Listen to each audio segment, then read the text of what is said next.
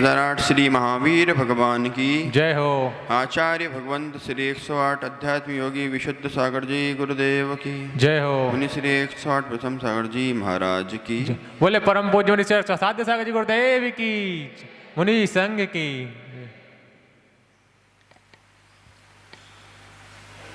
भव्य बंधुओं,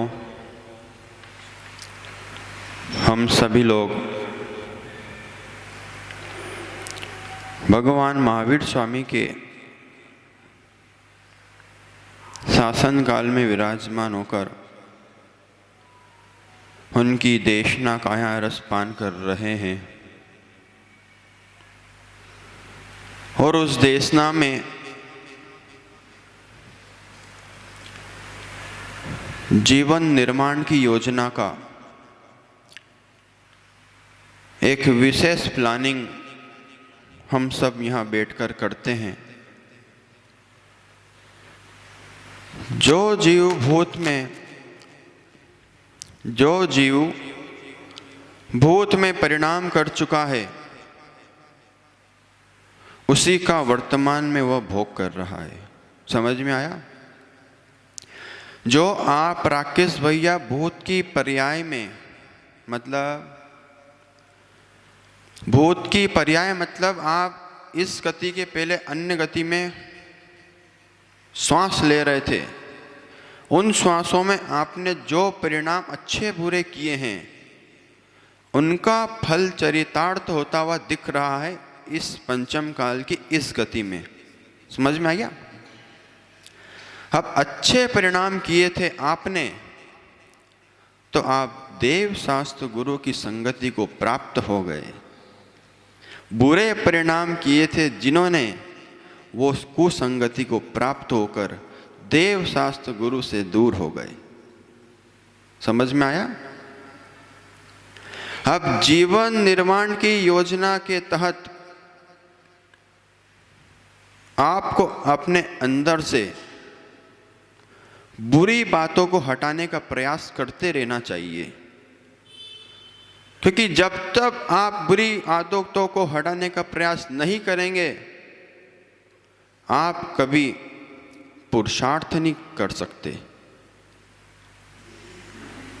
अभी मुनि श्री की वासना किस ग्रंथ पे चल रही है?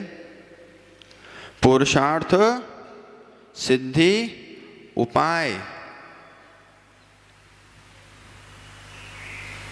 उपाय का पुरुषार्थ करना पड़ेगा, सिद्धि का पुरुषार्थ करना पड़ेगा और सिद्ध परमात्माओं को बारंबार नमस्कार करना पड़ेगा। और गुरुओं को नमस्कार करने के बाद जो उनके भीतर से एक ज्ञान का ज्ञेय प्रकट होगा, वो ज्ञेय आपको जीवन में जीवन निर्माण की योजना में काम आएगा।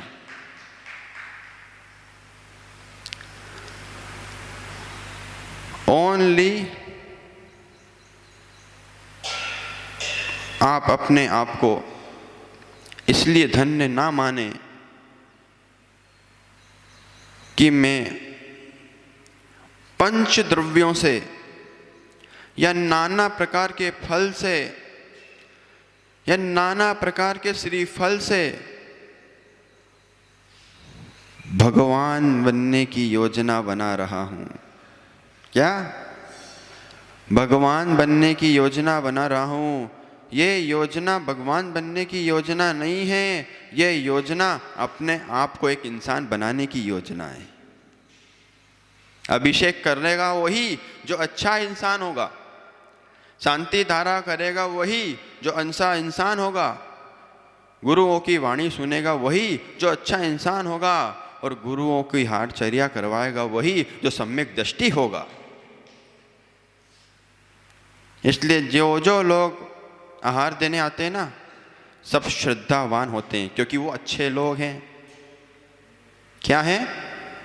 पहली बात, जो आहार देने आते हैं वो अच्छे लोग हैं, श्रद्धावान है इसलिए अच्छे लोग हैं, विवेकवान हैं इसलिए अच्छे लोग हैं। और श्रावक का तीसरा गुण, अच्छी क्रियावान है, शुद्ध सोले को धारण करते हुए, सोले का विशेष ध्यान रखते हुए वो गुरुओं को हार दान देते हैं, भगवान के श्री पाद प्रक्षालन करते हैं, तो वे अच्छे लोग हैं। और मित्र, हमेशा इस बात को ध्यान रखना, तुम सब अच्छे हो, तुम सब अच्छे हो, बस तुम में एक बुराई है। यदि कोई अच्छा व्यक्ति अच्छा कार्य करता दिख जाए तो तुम उसको अच्छी नज़र से नहीं देख पाते हो, बस यही अपनी एक बुरी आदत है। ये आपका दोष नहीं है राकेश भैया, ये किसी भी प्राणी मात्र का दोष नहीं है। अनादि संबंधे च, बोलिए। ये वीरों की नगरी है तो वीरों के स्वर में बोलिए। नरेश भैया, अनादि संबंधे च, आपका संबंध अनादि से नहीं होता तो आप घर से अभी चल के आए हो, देखा सबने, आए कि नहीं? अरे देखा कि नहीं? इनका अनादि संबंध है धर्म से। किसी ने किसी पर्याय में ये चींटी होंगे, किसी ने किसी पर्याय में एक सूक्ष्म जीव होंगे। कोई मुनिराज ने अपनी पीछे से मार्जन कर दिया होगा और इनके अंदर शुद्ध वर्गणाएं चली गई होगी, वो उनका पुण्य बंद हो गया होगा, इसलिए जैन कुल में आकर प्रवचन सुनने बैठ गए। हर किसी को नहीं मिलता गुरुवर आप सा। जब भी मैं लोगों को ये बात बताता हूँ कि आप बहुत सौभाग्यशाली हैं, तो मेरे रोंगटे खड़े हो जाते हैं। क्यों? जब भी मैं जीवन निर्माण की योजना को बताता हूँ तो मेरी दृष्टि चली जाती है मेरे गुरुदेव पर, क्योंकि ये दरबार देव, शास्त्र और गुरु का है। और गुरु बन के बोलता हूँ, इसलिए जिन्होंने मुझे गुरु बनाया है ऐसे आचार्य विशुद्ध सार जी को बारंबार नमस्कार कर लेता हूँ, क्योंकि ये दरबार गुरु का दरबार है। जिन्होंने मुझे जीवन निर्माण की योजना शब्द बताया, मैं शंकर की नगरी का कंकड़ था, उन्होंने मुझे पीछे का मंडल देकर दिगंबर संत बनाया, इसलिए मेरे गुरु महान। राकेश भैया, जीवन में सब भूल जाना, कितना ही बड़ा कर्म आ जाए, कितना ही बड़ा संकट आ जाए, कितनी बड़ी समस्या आ जाए, तुम सबको भूल सकते हो, लेकिन गुरु महाराज को नहीं भूल सकते। गुरु का जो उपकार होता है वो शिष्य को और भक्त को और श्रावक को जीवन निर्माण की योजना बनाने में महत्वपूर्ण कार्य करता है। इसलिए हम सभी के अंदर वंदना का भाव हमेशा जागृत रहना चाहिए। क्या? यदि आपके अंदर वंदना का भाव नहीं आया तो आप चरण नहीं छू सकते। क्या? आप चरण नहीं छू सकते। यदि वंदना का भाव नहीं होता तो हितेश तुम्हारा भाई सम्मेद शिखर जी की वंदना को गया आज तो नहीं जाता। चरण और आचरण छूते हैं वही लोग जिनके अंदर जागृति आ चुकी है। युवाओं को देखकर तो यही लगता है, वर्तमान के युवाओं को देखकर यही लगता है भैया कि हे मेरे मित्र, तुम कितने ही गर्त में चले जाना, लेकिन जब भी तुम ठोकर खा के पीछे पलटोगे तो तुम्हें ये देव शास्त्र गुरु ही काम आएंगे। आज वे युवा इस बात को नहीं समझ पा रहे हैं कि जिससे मेरी श्वास चल रही है, जिससे मेरा कुल संप्रदाय चल रहा है, ऐसे भगवंतों की भक्ति करना मेरा कर्तव्य है। उस कर्तव्य से विमुख होते जा रहा है जीव, तो ये समझना कि कहीं न कहीं इसने बुरे कर्म किए थे, वो कर्म का फल वर्तमान में दिखलाई दे रहा है। और वर्तमान में भी धर्म नहीं कर पाया जीव, तो भविष्य में कोई धर्म गारंटी नहीं लेता। क्योंकि हम वीर भक्ति पढ़ते हैं ना, प्रतिक्रमण में वीर भक्ति पढ़ते हैं, वहां उन्होंने बहुत अच्छी बात लिखी, हे धर्म माम पालया। क्या आप क्यों नहीं बोलते हो? आवाज ही नहीं, आवाज तो आना चाहिए, लगना चाहिए कि राजस्थान आठ जय की नगरी है ये राकेश भैया। इतने स्वर में तो बोलो कि जो युवा धर्म से नहीं जुड़ रहे हैं उनके कान तक आवाज चला जाए, हे धर्म माम पालया। ये तो मेरी आवाज है, तुम्हारी आन दो। हे धर्म माम पालया। कोई भी धर्म का पालन नहीं करता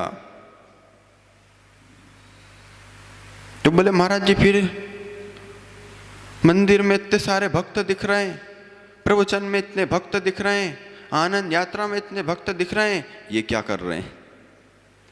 मैं फिर कहना चाहूंगा अपनी बात को कि कोई भी धर्म का पालन नहीं करता। कोई धर्म का पालन करता होता तो धर्म को कौन पालता? अरे ये जिन शासन इतना बड़ा धर्म है कि इसने तीर्थंकरों का पालन किया, इसने जैन संतों का पालन किया, इसने श्रावकों का पालन किया और भगवान बना दिया। फिर भी हम बोलते जाते हैं कि मैं धर्म का पालन करता हूं। हमारी इतनी औकात नहीं है कि इतने बड़े जिन शासन को पालें। जो इस जिस शासन की शरण में आ जाएगा, जो इस शासन को सिर झुका लेगा, वो धर्म का सच्चा अनुयायी बनकर अपना एक दिन कल्याण कर लेगा। हे धर्म पाम पालय का ध्यान रखना। और चाहे 108 माला फेल लेना रोज की या 1 करोड़ 8 माला फेल लेना, लेकिन भीतर से आवाज ये नहीं आना चाहिए कि मैंने इतनी जाप करी है, मैंने इतना अभिषेक किया है। जो बोल रहा है राकेश भैया, ये अहंकार बोल रहा है, ये मान कसाई बोल रही है कि मैंने इतने गुरुओं के दर्शन कर लिए हैं। महाराज ऐसा नहीं है कि आप पहली बार उदयपुर में चातुर्मास करने आए हो, या बहुत सारे महाराज आ चुके हैं, ये तुम्हारी मान कसाई बोल रही है। यदि तुमको सभी मुनियों राजों में, सभी गुरुओं में कावरा जी वर्धमान की मुद्रा दिख जाएगी, तुम उसी दिन तन मन धन से गुरुओं की सेवा करना प्रारंभ कर दोगे। तुम ये नहीं देखोगे कि इनकी प्रभावना कम है और अमुक की प्रभावना ज्यादा है। रत्न त्रय से बढ़ के किसी की प्रभावना आज तक नहीं हुई। हो रत्न त्रय चारित्र से बढ़ के आज तक किसी की प्रभावना नहीं हुई, क्योंकि आचार्य भगवंतों ने साफ साफ लिखा है भैया राकेश, रत्न त्रय तेज सा। क्या बोला है? तेज और वीर पुरुष वही हैं। जिम और अखाड़े जाकर अपने शरीर को बना लेना, खूब दौड़ लगाकर मोटे और पतले हो जाना, बड़े बड़े योगाचार बन जाना, ये कोई वीर पुरुषों की बात नहीं है। वीर पुरुष तो वही है जिनके आत्मा में सम्यक दर्शन ज्ञान चारित्र का बीज उत्पन्न हो चुका है। मैं फिर कहूंगा अपनी बात को कि एक भी शब्द, एक भी गुरुवाणी का शब्द, एक भी जिनवाणी का शब्द कावरा जी राकेश भैया बिना फल दिए आपको अन्य गति में नहीं पहुंचाएगा। इसलिए शब्द संवारे बोलिए, शब्द के हाथ ना पाओ। एक शब्द है औषधि और एक शब्द है घाव। जो आप शब्द वर्गणा का प्रयोग कर रहे हैं, जो आप श्रवण जिनवाणी का कर रहे हैं, ये एक भी खाली नहीं जाएगा। कैसे? जब गणाचार्य विराट सर जी की अभी कुछ दिनों पहले सल्लेखना समाधि हुई, मालूम है? हाँ तो बोलो। चारित्र चक्रवर्ती आचार्य शांति सार जी की भी समाधि हुई थी एक समय। संत शिरोमणि आचार्य भगवंत विद्यासागर जी महाराज साहब की भी समाधि हुई थी एक समय। उस समय जो उन्होंने स्वाध्याय किया था और जो उन्होंने शिष्य मंडली तैयार करी थी और जो उन्होंने तीर्थ क्षेत्रों पे जाकर, जो उन्होंने सिद्ध क्षेत्र पे जाकर, जो उन्होंने अतिशय क्षेत्रों पे जाकर, अब रुक जाओ। इसलिए रुकना चाहिए कि कई लोग धीरे से प्रवचन के बाद कान में बोलने आते हैं, नरेश भैया महाराज जी सर के ऊपर से जा रहा था, मैंने क्या कंधे से नहीं जा रहा था, सर के ऊपर से ही जाना चाहिए। जिनवाणी सर के ऊपर ही होना चाहिए। समझ में आई? यहां रुक जाओ। आचार्य विद्यासागर जी महाराज, उनके लिए कहा जाता है कि टीकमगढ़ मध्य प्रदेश, बोलो नाम सुना है? जब तुम बुंदेलखंड यात्रा पे जाते हो ज्ञानियों, जब बुंदेलखंड मध्य प्रदेश में टीकमगढ़ है, वहां पपोरा जी अतिशय क्षेत्र है, वहां जिसने भी रचना करी है सबसे पहले तो उसको जय जिनेन्द्र कर लो, और जिन्होंने स्थापना करी है उन आचार्य भगवान को नमस्कार कर लो। वहां 1, 2, 3, 80, 50 जिनालय नहीं है, वहां एक ही प्रांगण में 108 जिनालय बने हुए हैं। आनंद नहीं आया? यह अनुमोदना किसकी है? ओम ह्रीम श्रीम क्लीम एम अरहंत सिद्धाचार्य उपाध्याय सर्व साधो जिन धर्म जिन आगम जिन चैत्य चैत्यालय भ्यो। आ गया? याद आ गया? कभी इनको तंत्र से याद दिलाना पड़ता है, कभी मंत्र से याद दिलाना पड़ता है, जैसे भी साम दाम दंड भेद जैसे भी याद दिला दो।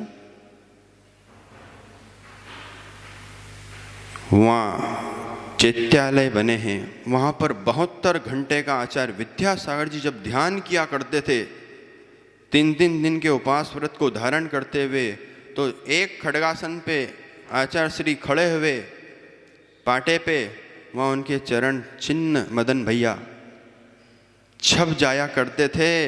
और जो साधना की ऊर्जा और जो उन्होंने तप किया वो सल्लेखना समाधि में काम आया। इसलिए शब्द संवारे बोलिए, इस शब्द के हाथ पांव नहीं दिखेंगे, लेकिन दिगंबर मुनिराज को भी आपके द्वार पर लाने की क्षमता है, तो आपके सम्यक शब्दों में है। अभी प्रवचन में से उठकर कोई राकेश भैया ये बोलने लग जाए कि एक दादाजी बहुत बीमार है गुरुदेव चलो,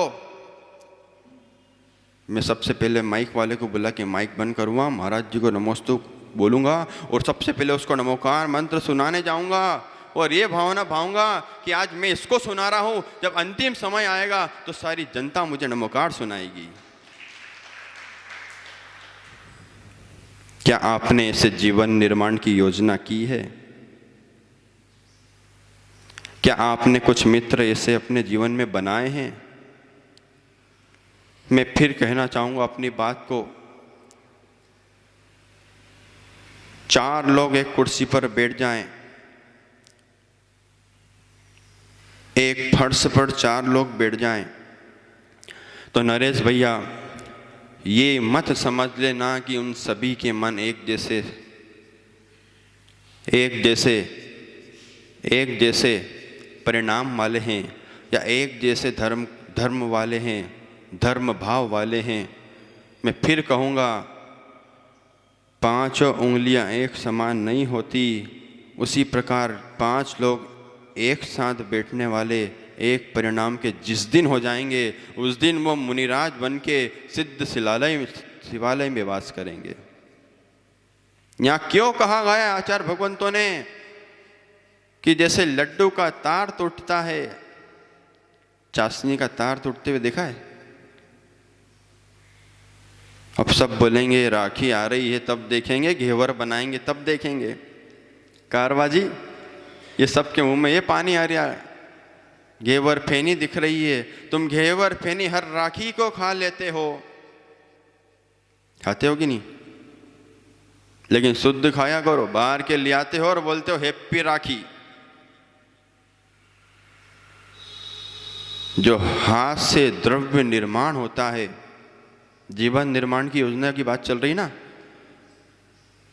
जो हाथ से द्रव्य भोजन घर पे चौके में शुद्ध अवस्था में बनाकर ग्रहण किया जाता है, उसकी विशुद्धि सालों साल तक चलती है, तुम्हें कई रोगों से बचाती है, और तुम बाहर के तले गले आइटम खाकर अपने जीवन को नष्ट कर देते हो, तुम्हारी समाधि बिगड़ जाती है।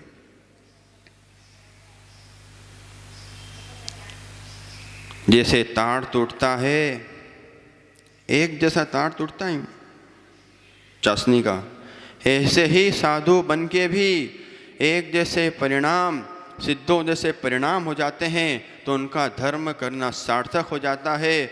और साधु की तो बात छोड़ो, वो तो विनय करने के लायक हैं। अभी तो हम अपनी बात कर रहे हैं। जब भी बात आती प्रवचन सुनने चलना है तो हम ये सोचते हैं, अरे महाराज जी क्या बताएंगे, परमेष्टि 5 होते हैं, कसाय 4 होती है, 5 पाप होते हैं, 24 दादा गुरु होते हैं। अरे 24 कौन होते हैं? देवतंग, क्या आवाज नहीं मेरे को, 24 तीर्थंकर होते हैं। बस ये सुन के आ जाएंगे, इसमें अपना यही है। बस मैं कहता हूं, अपने जीवन में थोड़ा तो प्रयास कीजिए, अपने जीवन में थोड़ा तो प्रयास कीजिए, और थोड़ा थोड़ा प्रभु जी का ध्यान कीजिए। थोड़ा थोड़ा प्रभु जी का ध्यान कीजिए। मात्र ये पुराणों को जान लेना ही धर्म नहीं है। आखिरी जो मोक्ष का सोपान बताया है, आखिरी जो निर्वाण का सोपान बताया है, आखिरी जो कल्याण का मुख्य मार्ग बताया है, वो है ध्यान मार्ग, वो है ध्यान मार्ग। यदि आप अपने जीवन काल की 24 घंटे की चर्या में से आपकी 10 मिनट का ध्यान यदि सुबह उठकर कर लेते हैं, तो आप ये सोचना कि मैंने अपने जीवन को जिया है। क्या सोचेंगे? मैंने अपने जीवन को सही तरीके से जिया है। यदि कोई जीव 10 मिनट का भी ध्यान करने लग जाए ना रोज की दिनचर्या में, तो उसकी सामयिक करने की इच्छा तो हो ही जाएगी। आगे फिर समझेंगे कि सामयिक कैसे करें और क्यों करें, जिससे हमारा कल्याण हो। इन्हीं मंगल भावनाओं के साथ बोलिए आदिनाथ भगवान की